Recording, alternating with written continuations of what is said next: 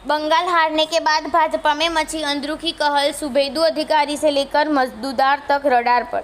नई दिल्ली। एनडीए को लोकसभा चुनाव 2024 में बहुमत प्राप्त हुआ है, लेकिन कई राज्यों में उसका प्रदर्शन काफी खराब रहा। हालांकि तीसरी बार नरेंद्र मोदी प्रधानमंत्री बनने जा रहे हैं। वहां 8 जून को शपथ ग्रहण करके इसके बावजूद महाराष्ट्र, बंगाल और यूपी में भाजपा को निराशा हाथ लगी है। उत्तर दक्षिण भारत के राज्य में बात करें तो तमिलनाडु में भाजपा को एक भी सीट नहीं मिल पाई है।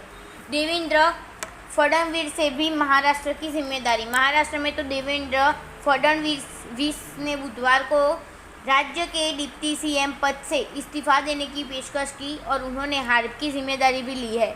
इसी के मद्देनजर बंगाल में पार्टी में आपसी कलह तेज हो गई है। सूत्र ये बता रहे हैं कि यह कलह कुछ नेताओं को निशाने पर ले चुकी है। राज्य में भाजपा को महज 12 सीटें प्राप्त हुई हैं, जहां 2019 में उसने 18 सीटों पर जीत हासिल की थी। एक दूसरे पर इस हार का ठिकरा फोड़ा जा रहा है। हालांकि अभी तक किसी का नाम नहीं लिया गया है। दिग्गज नेता भी नहीं बचा सके अपनी सीट। भाजपा के दिग्गज नेता भी अपनी सीट नहीं बचा सके। 3 बार के सांसद और विष्णुपुर लोकसभा सीट से पुनः विजयी हुए सौमित्र खान ने यह कहा तो कई भाजपा नेताओं ने टीएमसी से सीक्रेट गठजोड़ कर रखा था, वरना ऐसे नतीजे आते ही नहीं।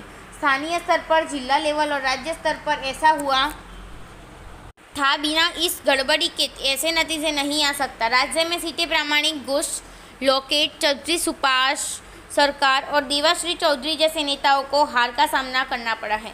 दिलीप घोष के आरोप पर मजबूदार ने दी सफाई।